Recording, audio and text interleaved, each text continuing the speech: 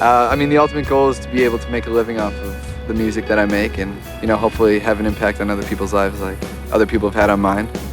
All my friends were like partying and stuff, and I was just in my basement playing music all the time, and that's just what I did. That's what it's always been. So come back down,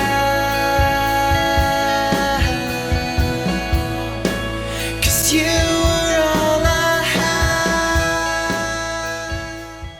Buffalo is a city that's got everything that a bigger city has with a lot less of the drama and a lot less people. When I was 4 years old, I heard Phil Collins for the first time in my dad's car, and I used to set up, you know, pillow drum sets and watch Phil Collins concerts and drum along. I was like, this is exactly what I want to do. I don't know what it is with our fans, but they seem to just stick with us. If we can each play every instrument, technology now can make, you know, a full band out of one person if you wanted. Why should we try and put our music and our lives on hold to just find other people that we might have to be happy with when we know that we're compatible and we know we can write pretty well together. You can dwell on all the bad stuff and everything, but in the bigger picture, there's a lot of good going on. It's all we've got. Yeah, like I've only got him, he's only got me. We both gotta, Yeah. you gotta support each other. Everything's just gonna go to shit.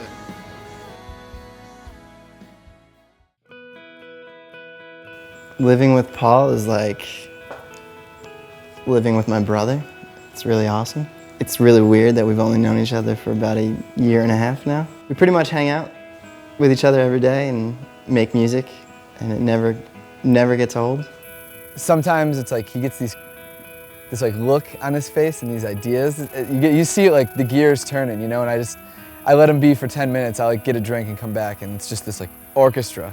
It was like a year after our record came out. We had, you know, we'd toured a bunch, and then we were getting ready to leave on a pretty much full US tour and full Canadian tour.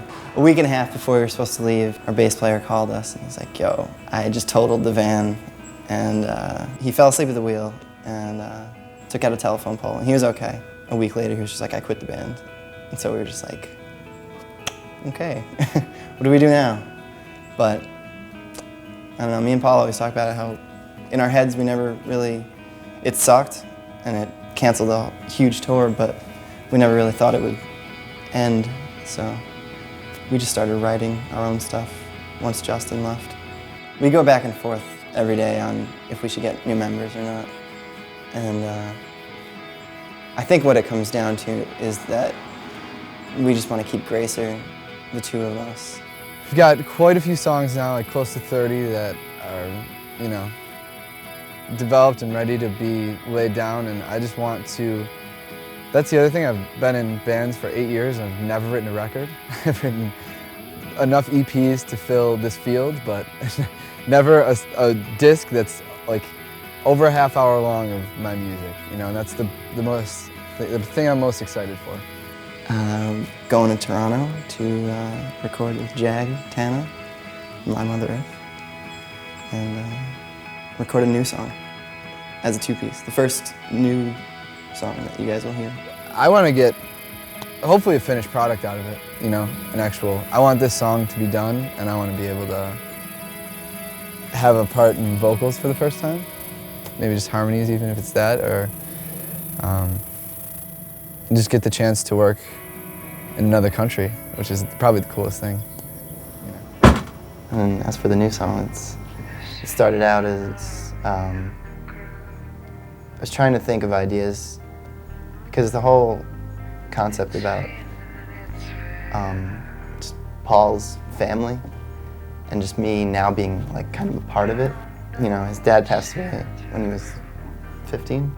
So I started writing it from kind of like the point of view of me being Paul and what I would say to my dad now. And then I kind of got stuck, so I just thought I'd explain what I was writing to him, and he kind of just took it from there, and it really, really great lyrics. I don't know, like when he told me what it's about, the last thing I thought I would do would be to write lyrics or vocals, just because I never ever have.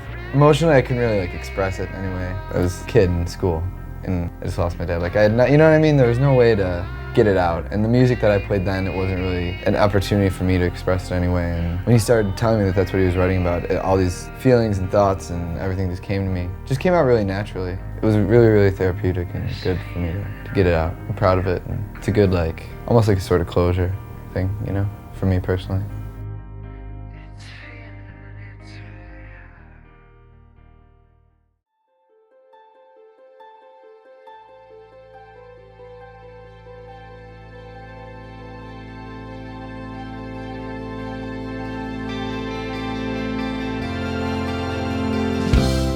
Been in some nice studios, but like nothing even like this before. It's insane, the amount of gear, the people that work there even, like how everything's just like the back of their hand, you know? It's crazy. And anything I could afford is nowhere near as nice as what that is.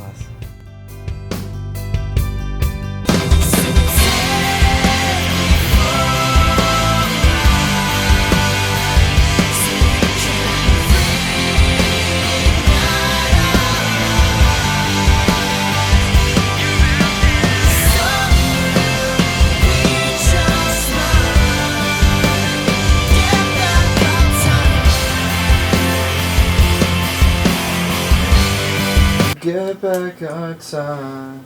Get back our time. Let's make sure it's pretty clear on the hour, you know, because important shit right there is going on.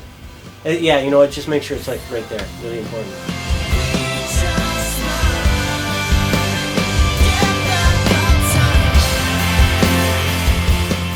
Jag is amazing, like unreal person to work with. Yeah. Just it was weird, like I saw him in the control room listening to the song and like kind of writing down his thoughts on it and what parts needed to go where and what needed to be changed. And then we came in and he's like, all right, before I tell you like how I feel, like what do you guys think about the song? And we said everything that we thought needed to be changed. And he's like, all right, that's everything I wrote down. So right there, we were on the same page. So everything was awesome. I can't wait to have the record done and for people to hear it. Get back on tour. Yeah. I just miss it so much. Yeah. Yeah, last winter was writing it, and now this year I'll be finishing it. Yeah. And then tour.